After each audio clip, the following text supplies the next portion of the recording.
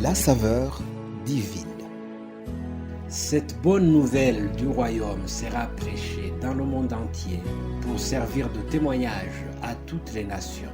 Alors viendra la fin. Préparation et présentation, Immaculée Milanesa.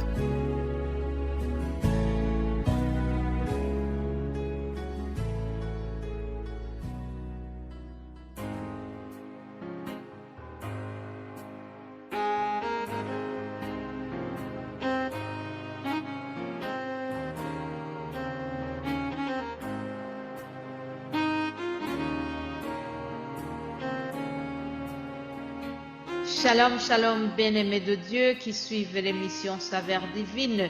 Que la paix de Christ soit avec vous tous. Continuons notre thème sur les récompenses réservées à ceux qui ont cru en Jésus-Christ. Lisons Apocalypse 3, 12 à 13. Celui qui vaincra, je ferai de lui une colonne dans le temple de Dieu et il n'en sortira plus. J'écrirai sur lui le nom de mon Dieu et le nom de la ville de mon Dieu, de la nouvelle Jérusalem qui descend du ciel de près de mon Dieu, et mon nom nouveau. Que celui qui a des oreilles entende ce que l'Esprit dit aux églises. Alléluia. Chers amis, dans son long passage que je viens de lire, je suis étonnée de voir combien de fois Jésus souligne cette expression « mon Dieu ». Il ne dit pas « mon Père » comme il l'appelle dans l'Évangile selon Jean. Il y a donc deux catégories de personnages dans ce passage que nous avons lu. Il y a celui qui vaincra, et il y a Jésus qui parle. Celui qui vaincra, c'est qui? Ça désigne tout chrétien en attente du retour de Jésus et qui s'y prépare sérieusement. C'est vous et moi. Ensuite, il y a Jésus qui parle en s'adressant à l'église de Philadelphie. Mais aujourd'hui, nous pouvons nous mettre à l'église de Philadelphie. Nous pouvons nous mettre à sa place. Jésus donne une promesse à cette communauté et c'est une récompense pour celui qui aura vaincu dans ce combat de la foi. Vous vous rappelez, hier, je vous ai dit que l'apôtre Paul parle du combat de la foi. La vie chrétienne, le cheminement vers le ciel est comparé à un combat. Là, je vous renvoie à l'émission d'hier. Chers amis, il y a une hypothèse mensongère qui consiste à dire que nous irons tous au paradis. C'est faux, faux, faux. Jésus donne toute une série de conditions pour avoir accès au paradis. Je voudrais vous en donner juste deux exemples. Pour avoir accès au paradis, il faut notamment avoir observé la foi jusqu'au bout. Il faut avoir persévéré dans sa foi jusqu'à la fin.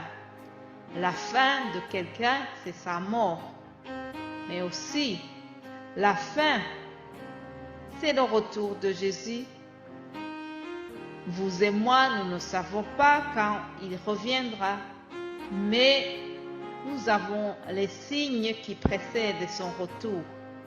Et ces signes en question ont été donnés par Jésus lui-même. Et ils sont déjà là. Il faut avoir observé aussi les paroles et les commandements de Jésus jusqu'à la fin. Ah oui, pour avoir accès au paradis, nous devons observer les commandements de Dieu jusqu'à la fin. Amen. Vous savez, ici en Belgique où j'habite, comme dans plusieurs pays, Le mois de juin est marqué par les examens de fin d'année scolaire. Dès lors, je vous propose aussi que nous terminions ce message par une petite sorte d'examen. 2 Corinthiens 13, 5, l'apôtre Paul nous dit: examinez-vous vous-même et voyez si vous êtes dans la foi. Éprouvez-vous vous-même. Ne reconnaissez-vous pas à l'égard de vous-même que Jésus-Christ est en vous? Ça, c'est une question qui nous est posée aussi. Bien-aimés de Dieu, je vous propose de faire un examen de conscience. Sommes-nous réellement dans la foi? Sommes-nous ancrés dans notre foi? Avons-nous cru en Jésus-Christ, le Sauveur du monde? Si ce n'est pas encore le cas, je vous conseille vivement de le faire. Prions. Père Céleste, je te remercie pour cette parole que nous venons d'écouter. Une question est posée à chacun qui vient d'écouter ce message. Seigneur, je prie pour les personnes qui n'ont pas encore reçu Jésus-Christ comme leur Seigneur et Sauveur. Je prie qu'ils puissent réfléchir et prendre la bonne décision d'opter pour Jésus. Que le Saint-Esprit leur vienne en aide. C'est au nom de Jésus-Christ que j'ai prié. Amen.